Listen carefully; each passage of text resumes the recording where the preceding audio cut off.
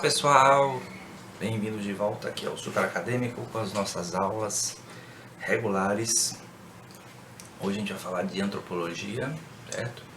E antes de qualquer coisa, lembre de se inscrever no canal, né? Dar o like no vídeo, fazer comentários ao vídeo, seguir a gente em redes sociais também e acessar aí nossos livros, né? Ver como é que a gente pode pegar e ajudar vocês a aprimorar seus estudos nas áreas que a gente atua, né? Sociologia, antropologia, filosofia, comunicação e atualidades, a literatura também. Bom, hoje eu vou falar aqui na aula de antropologia um pouco de alguns temas relacionados com um livro de Margaret Mead, Sexo e Temperamento. Esse livro ele foi lançado a primeira vez nos anos 30, né? E ao longo dos anos posteriores, né, na carreira da Margaret Mead, ela foi meio que desenvolvendo, reintroduzindo a temática a respeito da expressão individual, né, da expressão das emoções, dos sentimentos em diferentes sociedades, retomando sempre essa temática de como o gênero, né, homens e mulheres, se expressam e se entendem diferentemente nas diferentes sociedades. Então, nesse caso aqui específico desse livro, a pesquisa dela se concentrou em 3 comunidades diferentes da Nova Guiné, né? E essas... deixa eu ver o mapa, deixa eu chamar para vocês aqui. O mapa que vem no livro. São 3 comunidades que ela trabalhou: os Arapeche, os Mundungumó e os Tibuli. E aí ela, ao conviver com essas 3 comunidades e trabalhar com a maneira como os gêneros se relacionam nas 3 comunidades, ela elaborou a teoria dela de como os diferentes gêneros se expressam, né, a depender da sociedade. É claro, assim, muita coisa mudou de lá para cá, porque a própria compreensão das questões de gênero mudou de lá para cá. Mas, assim, mais importante é entender sobre como ela questiona, assim, o papel do gênero em uma sociedade, certo? Então, tradicionalmente na antropologia se estuda essa questão do seguinte ponto de vista: a sociedade, né, aquele povo, aquela coletividade humana, estabelece por tradição papéis a homens e papéis a mulheres, certo? E aí esses papéis, ao serem reproduzidos a partir de uma série de significados, sentidos, eles apresentam a maneira como aquela sociedade entende o papel de homens e mulheres. Daí as questões inerentes, né, quando se trata disso, sobre como funciona em uma sociedade a homossexualidade, como funciona a infância, como funciona o estabelecimento de identidades. Essas identidades, né, relacionadas com o gênero promovem a compreensão de si, certo? Então, ela indiretamente trabalha com a noção de sujeito, de subjetividade, porque cada sujeito, homem, e cada sujeito, mulher, vai compreender aquele conjunto de regras estabelecidas para cada gênero de maneira a se expressar adequadamente. No caso das 3 comunidades estudadas nesse livro aqui,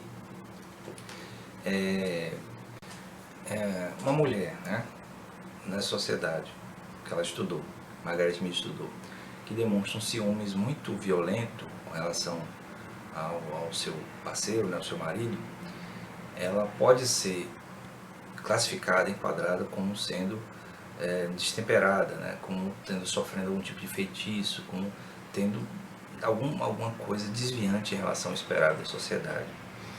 E ao mesmo tempo, ao enquadrar isso aí como sendo uma doença, um feitiço, né, um desvio, enquadra ela numa categoria dentro daquela sociedade.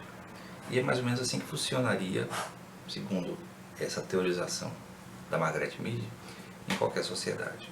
Então, esses diferentes papéis, ao serem atribuídos aos indivíduos, de acordo com seu gênero, tem como consequência o estabelecimento de comportamentos individuais esperados. E aí o grande problema nisso aí, que aí assim, é a análise que eu faço a respeito de como evoluiu as questões de gênero na antropologia. A obra da Margaret Mead é uma das pioneiras, inclusive, é que os indivíduos eles não agem de acordo com o esperado pelo seu papel, não assim como algo espontâneo. Então não é o nascimento como sendo homem ou sendo mulher que vai estabelecer o comportamento, mas é muito mais o que aquela sociedade estabelece como sendo o masculino e o feminino que vai gerar aquele comportamento esperado. E quando acontece o desvio de qualquer natureza, esse desvio ele é enquadrado pelo próprio sistema como sendo, por exemplo, no caso do que ela estudou, como sendo feitiçaria do outro povo, certo? Então é muito curioso isso, que é uma coisa assim, se um homem, por exemplo, trai a sua parceira, causando ciúmes e tal, o homem, de certo modo, não é responsabilizado naquela situação. Quem é responsabilizado é a outra mulher que enfeitiçou ele. E essa noção de feitiço, né, de magia enquadrada aí, faz com que se justifique o comportamento desviante da mulher, da esposa, por ter sofrido feitiço também.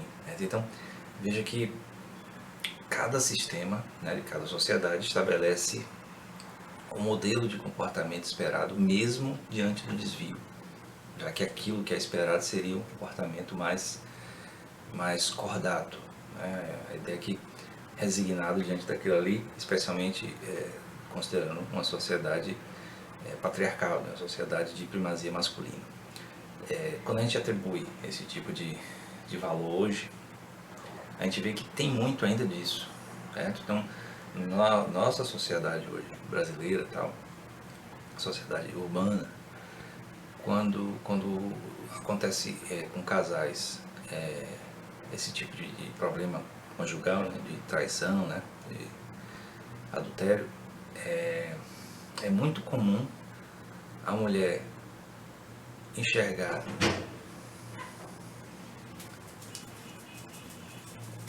na traição do marido a ação da outra mulher e não a responsabilidade do marido, né, do homem, em ter escolhido estar com outra mulher.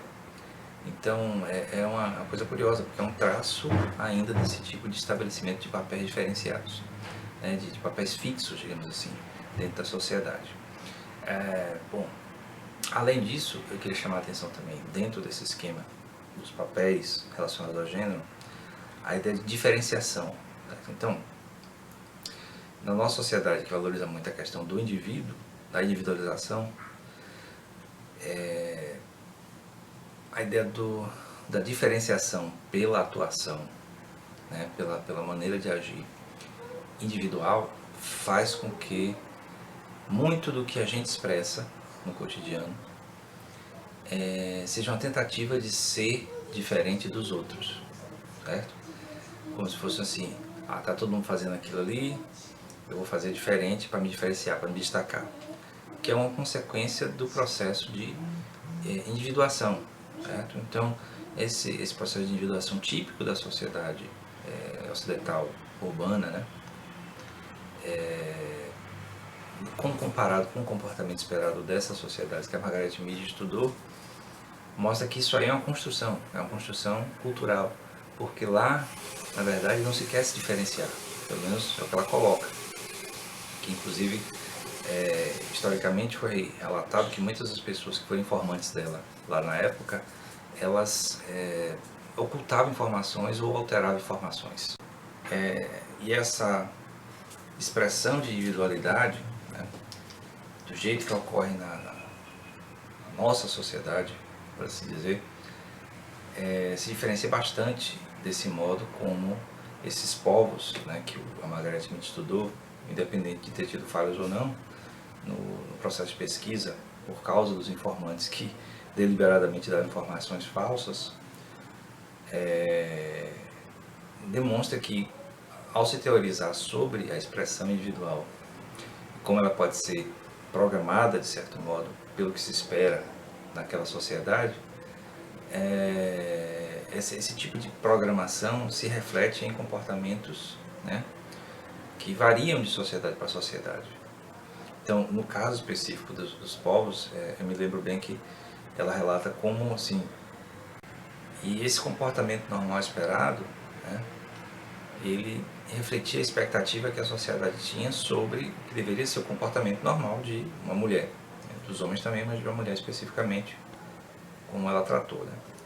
Daí a ideia do título, né, sexo e temperamento, certo? Sexo sendo o gênero, e o temperamento é a expressão emocional, a expressão do sentimento esperado diante das situações. Comparativamente, assim, muitas das coisas em nossa sociedade, né, não são tão diferentes. Certo? Então, é esperado um certo comportamento das pessoas nas situações, e quando esse comportamento desvia, as pessoas tendem a ser meio que ignoradas. É naquele sentido muito da desatenção civil, que eu já falei, né, em sociologia, quando eu falei do Giddens. E também tem um outro autor americano, o Irving Goffman, né, que trata dessa questão de como as pessoas se apresentam teatralmente na sociedade, de maneira a manter bem formal, digamos assim, o seu modo de expressar na sociedade, de ser visto na sociedade e de se ver. Então, há aí, né, um ponto de teorização, né, um ponto de expressão teórica muito forte sobre como os indivíduos, de acordo com seus gêneros, né, seus papéis esperados na sociedade, devem se comportar. Então, esses modelos, né, por mais que a gente tente negar os modelos, né, estabelecidos pelo sistema, né, pela cultura, pela sociedade, etc., e afirmar a expressão individual, a expressão subjetiva do sujeito, dos indivíduos, dá para ver que há aí uma relação complementar. Certo? Então, há uma expectativa, há atenção a essa expectativa, mas há também a atenção para o que o indivíduo quer expressar. E isso aí normalmente se ajusta razoavelmente bem na maioria das sociedades. Se fosse uma sociedade em que todos o tempo todo quisessem se expressar individualmente, ia gerar conflitos o tempo todo.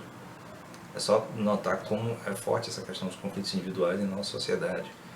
Então, sociedades em que os papéis sociais são atendidos, né, são respeitados com mais empenho, certo? Fazendo com que a expressão individual fique mais detida no indivíduo, né, não saia muito, como algumas sociedades orientais em que tem essa coisa muito forte de que todos se expressam como todo mundo espera, e aquilo que é individual fica guardado para a sua intimidade. Normalmente essas sociedades são menos conflituosas, não é que não haja conflito, mas são menos conflituosas, porque não há esse empenho, esse ímpeto de expressão individual, né, o tempo todo. E o contrário seria sociedades de individualização muito grande. Então, socialização intensa gera menos conflitos, mas gera também pessoas mais, digamos assim, pessoas com problemas de falta de expressão íntima muito grande. Então, isso aí não é admirar que muitas sociedades com essa forte socialização tenham também muito suicídio, porque essa introspecção muito grande da expressão individual pode gerar uma falta de realização individual. Só estou colocando como hipótese. E de outro lado, sociedades com alta individualização, com muita individualização, eram sociedades altamente conflituosas, né? Porque a expressão individual de um vai sempre bater com a expressão individual do outro. Certo? Então, é bem interessante imaginar esses dois polos e que o que se dá na realidade é uma navegação entre esses dois momentos aí, que é o que dá muito para tirar da obra da Margaret Mead. Então, os papéis sociais esperados das mulheres nas 3 sociedades estudadas, apesar de um pouco diferente de uma para outra, apesar da proximidade de serem na mesma ilha, né? Uma na montanha, outra na lagoa, no lago, outra no rio. Então, são 3 comunidades diferentes, com circunstâncias, né, geográficas, circunstâncias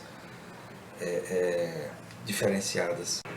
Como eu falei, muitas pessoas, né, muitas das pessoas que foram informantes dela na época da pesquisa, tempos depois, né, as pessoas eram jovens na época da pesquisa dela, mas tempos depois, em outras pesquisas, em outros momentos, revelaram que deram informações imprecisas, né, ou falsas, inventaram coisas às vezes para ela e ela a pegou como sendo verdadeiro, né? Então não invalida a pesquisa dela totalmente, porque muitas das teorizações dela são validadas por outros pesquisadores, né? E o próprio modelo de argumentação teórica também é válida, mas é um bom lembrete de que em antropologia muitas vezes o informante está desinformando, né? Então a importância da atenção para outros elementos presentes naquela sociedade na hora de fazer a pesquisa. Certo? Então, até o próximo vídeo, né, a próxima aula. Não se esqueça de dar o like, se inscrever no canal e até o próximo.